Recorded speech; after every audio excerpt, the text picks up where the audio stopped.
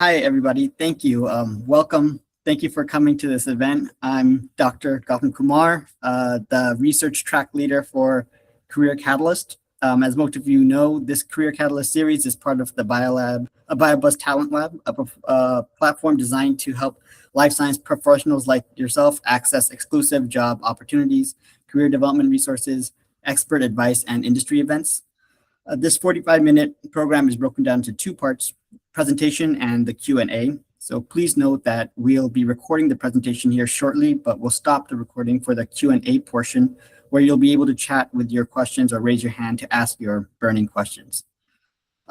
So before we begin, I'd appreciate everyone taking a moment to mute themselves. And so without further ado, let's get started.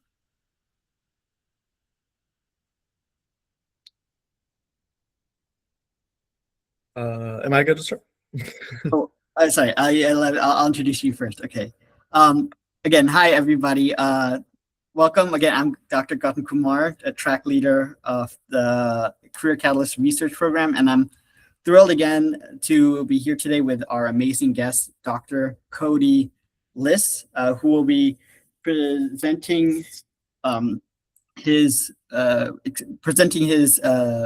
he's doing his presentation on his experience in research, behavior research, and what he's taken away from it, its significance and current issues facing his kind of research today.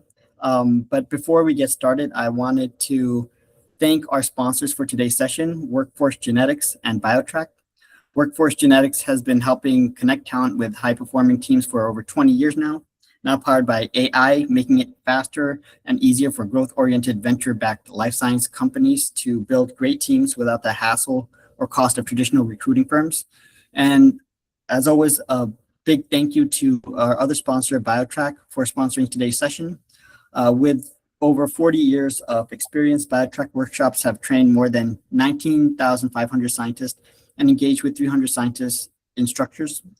Designed by active researchers and open to the scientific community, these workshops equip bench and research scientists with the latest lab techniques and provide training on cutting-edge biotechnology advancements to a global audience across all biotech sectors.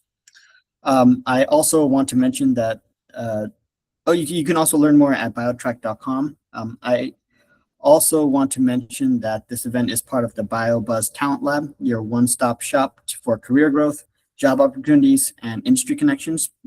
Join our Talent Lab today for more opportunities like this. So with nearly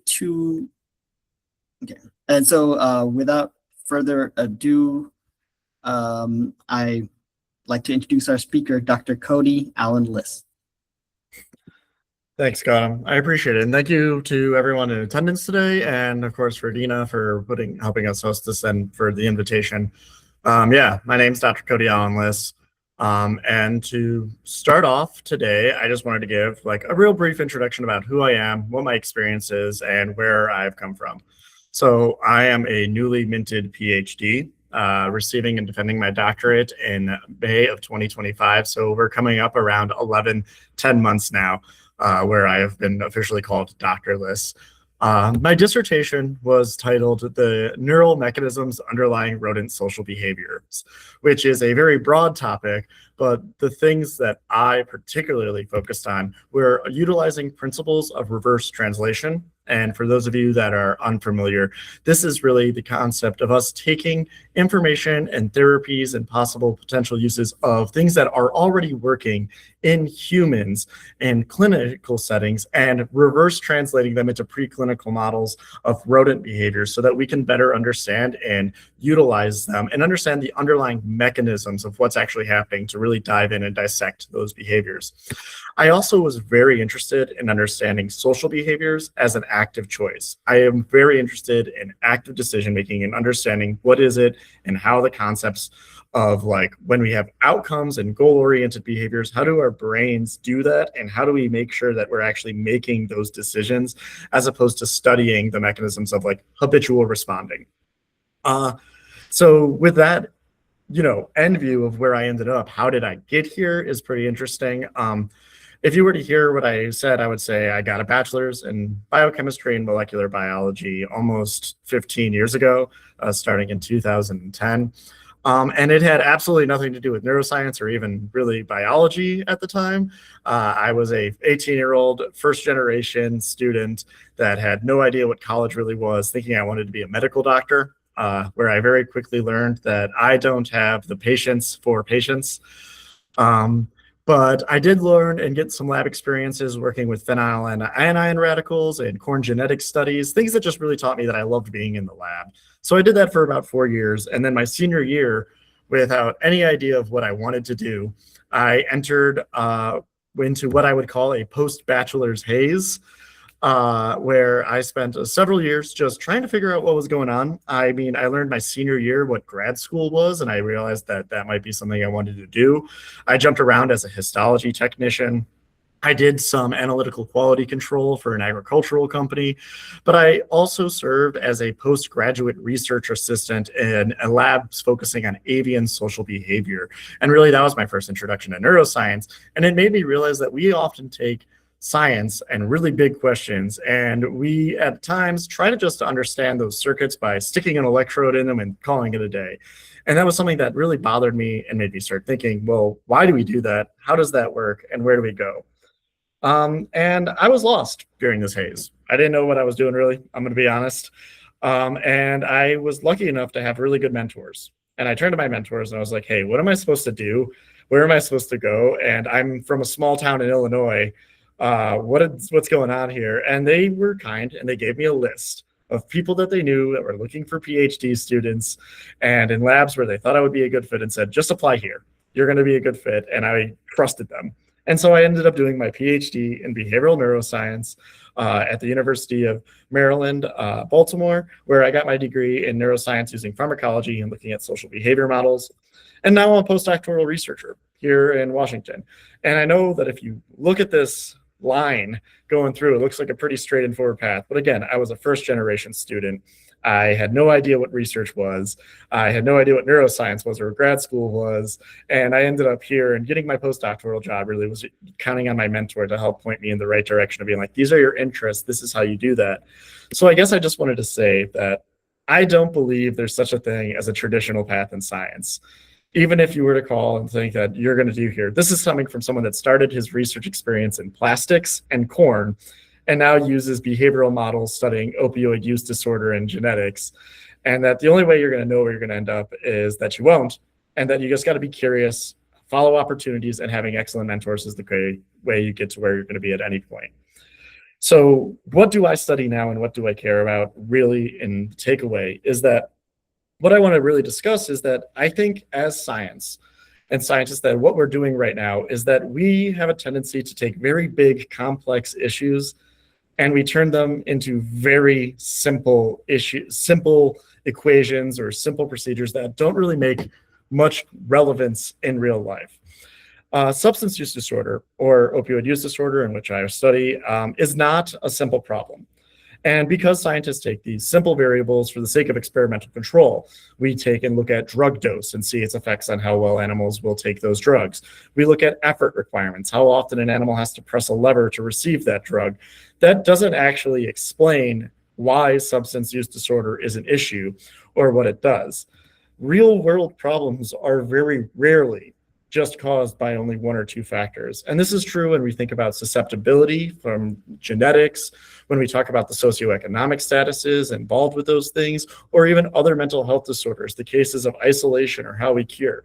The problem with understanding and looking at things as only one or two variables is that we can often find the root cause of a symptom related to such a thing, such as substance use disorder, where we think about, say, dopamine. We know that all drugs of abuse affect dopamine, but that isn't sufficient to find a cure. Understanding why something is addictive doesn't mean that we can cure addiction. So going to my first talking point about making complex questions too simple and why this is an issue. We're going to talk about rodent behavioral models of addiction. So what we see here, I'm going to see if I can get a pointer out real quick. Yeah. So what we're looking at here is the gold standard of drug addiction or substance use disorders for scientists that want to study it. This is known as the social or the self-administration model. And this was considered groundbreaking at the time when it was developed because it allowed rodents to be hooked up to a drug line and then make the decision and test the motivation they themselves had for pressing a lever and working for a drug of abuse. So the animal has one lever. It can press that lever, it receives an infusion of heroin, or it can press another lever and nothing happens. And this was really great because for the first time ever, we can say, wow, drugs are rewarding and animals want to take them. However, this is great for understanding how drugs work mechanistically, and it really pushed the field forward. This is how we learned that all drugs of abuse really work on the level of dopamine. When you have something that's addicting, it's going to affect dopamine in some way. But the issue about having a model like this is that it still hasn't solved addiction. We understand how drugs work. We understand why they're addicting, you would say, but we don't really get why this is a problem or why we haven't cured it or why we haven't found that silver bullet that just fixes it. And it's probably because we're looking at the model as something that's way too simple. And I just wanted to take a moment to talk to you about a book that I recently read and another book that I would highly recommend from Hannah Picard, a brilliant philosopher and clinician from Johns Hopkins University that points out really when we think about addiction and how we study addiction as scientists and why we're making it too simple, which is what would you do alone in a cage with nothing but cocaine? How we've been studying addiction for years is that we've been taking rodents and we put them in a cage, and this is their only time where they're allowed to do really anything else, and allowing them to just sit in a cage with cocaine. So how do we work on adjusting this issue so that we're not just studying an artifact of behavior where if I know that if I was left alone with nothing to do all day, every day, and then given an opportunity to use a substance, I probably would. So what did people do and how do we study that? Which brings us to with taking our simple base of understanding and how we need to refine those to adjust and recognize that while we're doing basic science, we shouldn't be doing simple science, which is adding something different to the paradigm to make it so that we can capture more symptoms or basis of understanding the etiology of substance use disorder. And in that case, people started adding food as an alternative reward. They wanted to add agency to the rodents and they have choice. And what they did is they added another lever. You had your inactive lever, a drug lever, and then they were adding the ability for rodents to choose food. So now they had the choice, drug or food. And this is really great for scientists that have done this work. Because now we're showing that not only is drugs in a context where rodents are stressed, but there's a variability. When there's more to do than just take drugs, rodents will make other choices. And this is great. However, it still didn't capture the other facets within substance use disorders. Something about needing further refinement is that how do we define substance use disorders? And the really big question is when you look at the definition from the DSM-5, we see that a big portion of those symptoms that we look, 3 out of the 11 criteria are actually related to our societal obligations, our social roles and how they influence, where it's either you can't or have trouble maintaining personal relationships, you are foregoing social obligations in order to take more of a substance, or as a matter of fact, that you just lose interest and isolate yourself because of the social consequences that you're bearing because you're out seeking drugs. And so further work, and this was work that was done by my PhD mentor, Dr. Marco Boniro, was introducing a new component to that social self-administration model and to that choice model, which was adding the ability for a rat to choose not only drugs or food, but also opportunity for a friend. And this is really great because now we're adding more complexity to a really basic question, the basic simple. We're not using fancy techniques to dissect the neural circuits. We're not trying to do anything beyond what has already been shown in terms of understanding dopamine, but we're trying to understand about substance use disorders, how do we define it and how do we work? And by looking at what works in people, where people that have strong communities, people that feel social support, they're more likely to maintain their abstinence, and they're also more likely to avoid going into drug addiction paradigms or communities at all, is really, really interesting. So when you give rodents this choice, they are actually not receiving any drug. They choose not to take drugs, so we have protective effects. This is really great. However, it still needs more refinement. When we look at our refinement, sorry, I have a random phone call. When we look at our refinement of the social behavior models and adding stuff, this is the work that I was doing. We needed to add even more to the process. And when we're adding more to that process, what I mean is when we think about social behavior and social choice and its influence on drug addiction, you can't just have one rodent pressing and looking for help. Because a big part of the social use, substance use disorder is the consequences we face and the stigma from others as we develop an addiction. And so some work that I was doing is that I added another lever yet again to this model, and we were looking at something known as mutual social self-administration. And in this model, a rodent is able to press a lever for drug, press a lever for food, or press a third lever that allows them to open a door for social behavior, or they can press another, or this partner has the opportunity to not engage or to engage. And in this model, what we're showing is that this social interaction is not just a passive participant process where one person gets to dictate it, but rather it is an exchange, a didactic process between individuals, and that we need to really focus on our role as well within a community and how that affects social behavior.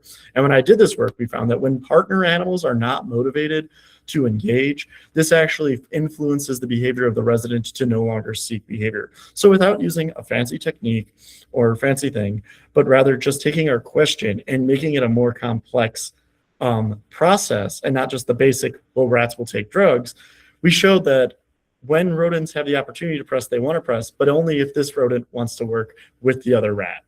So that's allowing us to get more characterizations and see how it shows us stuff that we already know, that people need to engage with those that are affecting those with the issues that they want to solve directly for them to actually make those better choices.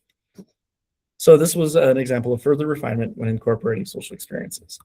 The other thing that I'm really interested in as a scientist, and I would like some input or to learn about, is people looking at real world and those affected by those issues. I find as a preclinical scientist that when I speak with other preclinical scientists or those that are studying similar issues to me, that those that actually find the greatest insights and those that give the best introductions and talks are those that actually really want to understand the struggles and those going through those struggles, as opposed to sitting in their labs all day. They want to observe and learn from those people directly affected. And this is the case with people that are studying those with ADHD, people that are studying those with depression, and those studying with substance use disorder.